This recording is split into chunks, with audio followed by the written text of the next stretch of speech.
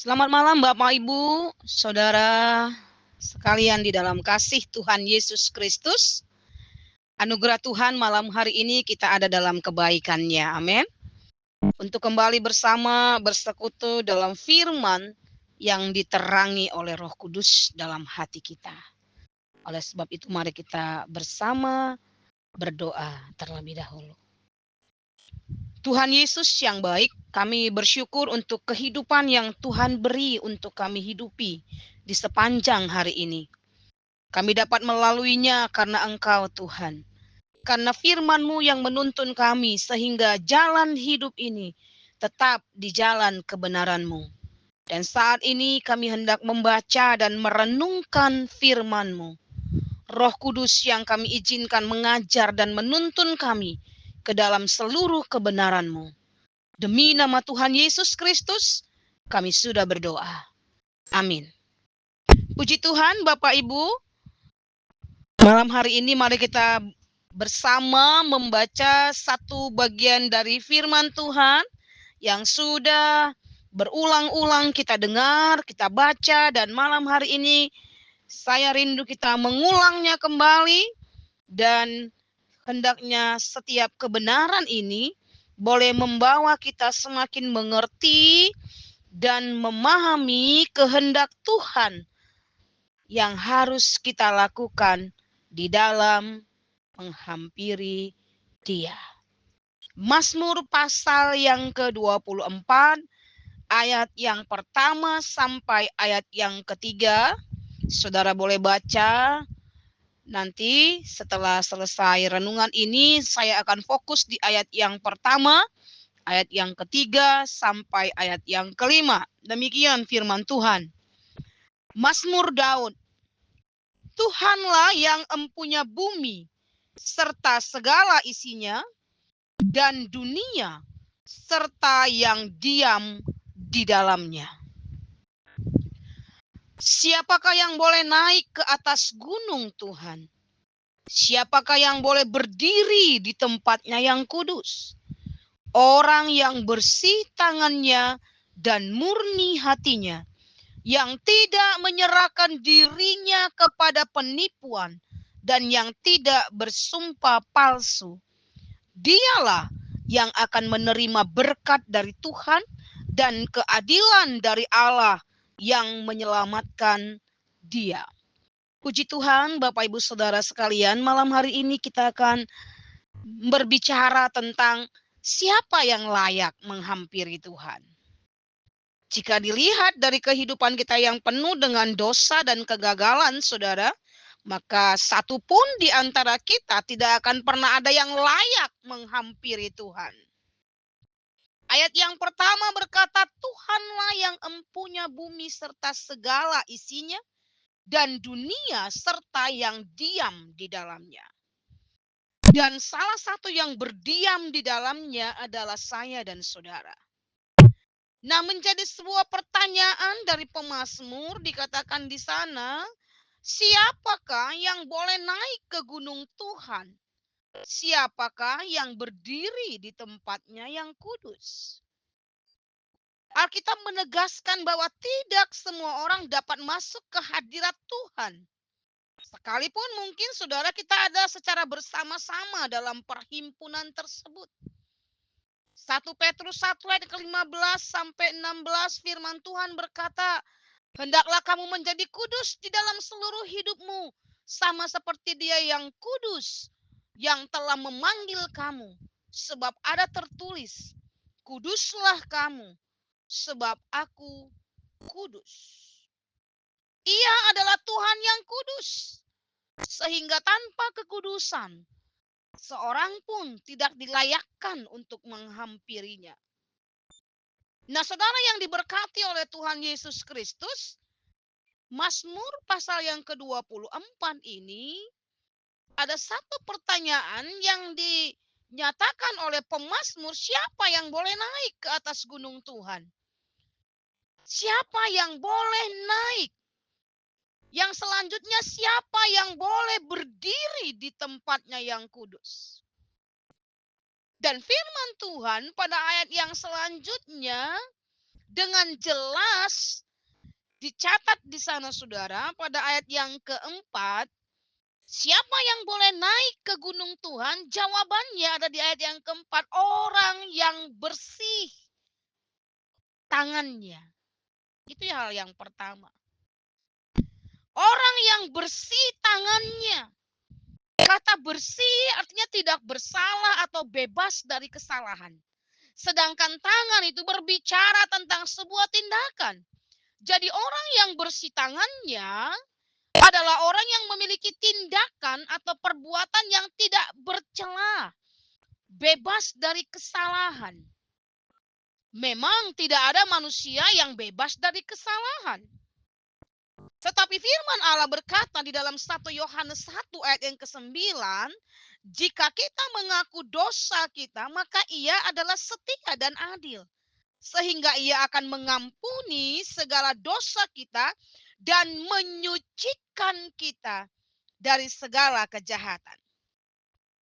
Yang kedua, orang yang layak menghampiri Tuhan adalah orang yang memiliki hati yang murni.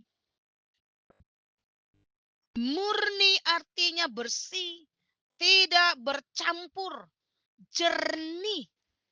Tidak ada hal-hal buruk yang tersimpan dalam hatinya. Jadi, saudaraku yang dikasihi oleh Tuhan, keadaan hati seseorang sangat menentukan segalanya. Mengapa, saudara? Matius 15 ayat yang ke-19 berkata, karena dari hati timbul segala pikiran jahat, pembunuhan, perjinahan, percabulan, pencurian, sumpah palsu, dan hujat. Oleh sebab itu kita harus berusaha menjaga hati ini supaya tetap berkenan kepada Tuhan. Bukankah Amsal 4 ayat ke-23 berkata, jagalah hatimu dengan segala kewaspadaan karena dari situlah terpancar kehidupan. Sumber kehidupan dari hati. Bila hati kita bersih, saudara, saya percaya secara otomatis akan berdampak pula terhadap ucapan dan mulut kita. Mengapa demikian, saudaraku? Dalam Matius pasal yang ke-12 ayat yang ke-34 bagian B, firman Tuhan juga berkata di sana, karena yang diucapkan mulut meluap dari hati. Setiap orang yang terlibat dalam segala bentuk penipuan dan juga sumpah palsu adalah kekejian di mata Tuhan. Pemazmur berkata di dalam Mazmur pasal yang ke-66 ayat yang ke-18. Seandainya ada niat jahat dalam hatiku, tentulah Tuhan tidak mau mendengar. Sebab itu buanglah mulut serong daripadamu dan jauhkanlah bibir yang dolak-dalik daripadamu. Nah, saudaraku yang dikasihi oleh Tuhan, Tuhan hanya mau mendengar doa orang yang kehidupannya saleh dan melakukan kehendaknya. Bukankah seringkali kita menghadap Tuhan mungkin tanpa kekudusan? Itulah sebabnya setiap doa kita tidak dijawab. Karena kita menyimpan banyak dosa dan pelanggaran. Atau mungkin kita berpikir apa yang kita lakukan itu bukanlah sesuatu yang melanggar ketentuan Allah. Hati kita tidak bersih. Ada kebencian, ada dendam, tidak mau mengampuni. Bahkan mungkin menggemakan ucapan yang sia-sia. Bersungut-sungut. Mungkin juga ada sedikit niat jahat dalam hati saya dan saudara. Dan tentu saja Tuhan tidak mau mendengar doa kita. Bahkan ketika kita berdiri di hadapan Tuhan, katakan dalam saat kita beribadah, Tuhan tidak menerima persembahan kita, saudara. Banyaknya pelanggaran. Hal itulah yang menjadi penyebab kita tidak mengalami kuasa, pertolongan, dan mujizat Tuhan. Sebab Yesaya 59 ayat yang pertama dan kedua jelas berkata di sana, tangan Tuhan tidak kurang tajam untuk menolong saya dan saudara. Telinganya tidak kurang untuk mendengar setiap seruan kita. Tetapi apa yang membuat semuanya tidak terjadi dalam hidup ini? Karena kehidupan kita belum menjadi kehidupan yang seperti Tuhan kehendaki. Dan salah satu yang Tuhan kehendaki adalah kehidupan yang kudus. Saya dan saudara tidak bisa kudus. Tapi kita dikuduskan oleh darah anak domba Allah. Dan saya berdoa malam hari ini, saya dan saudara adalah orang-orang yang telah dikuduskan oleh darah anak domba Allah itu. Sehingga kita dengan berani dan layak berkata menghampiri Tuhan. Memuji dia, menyembah dia. Mata dan telinga Tuhan, saudara, tertuju kepada permohonan orang-orang yang hidupnya saleh dan kudus di hadapan Tuhan. Seseorang yang telah menanggalkan perbuatan lama dan terus-menerus mengenakan manusia barunya, dibaharui terus. Saya percaya kehidupan yang seperti itu adalah kehidupan yang akan melihat pertolongan dan penyertaan Tuhan terus berlaku dalam kehidupannya. Oleh sebab itu, saudaraku, jangan berkompromi dengan dosa. Namun hiduplah di dalam kekudusan Allah. Kekudusan hati, pikiran. Mari kita beri Tuhan lewat Roh Kudus yang akan menguduskan pikiran, kehendak, perasaan, perbuatan-perbuatan kita. Bahkan seluruh hidup ini dikuduskan untuk melakukan hal-hal yang baik dan benar. Seperti yang Tuhan kehendaki. Saudaraku yang dikasihi oleh Tuhan Yesus Kristus, ayat-ayat ini akan terus membawa kita memahami bahwa mengikut Tuhan, menghadap Tuhan, menghampiri Tuhan bukanlah hal yang biasa. Menghampiri Tuhan tidak sembarangan. Firman Tuhan sudah jelas mengatakannya. Siapakah yang boleh datang menghadap Tuhan? Mereka adalah orang-orang yang bersih tangannya dan murni hatinya dan tidak menyerahkan dirinya kepada penipuan. Jika ini yang kita lakukan, saudaraku, ketika esok hari kita akan bersama-sama menghadap Tuhan, maka di ayat yang kelima firman Tuhan memberi jawaban. Dialah yang akan menerima berkat dari Tuhan.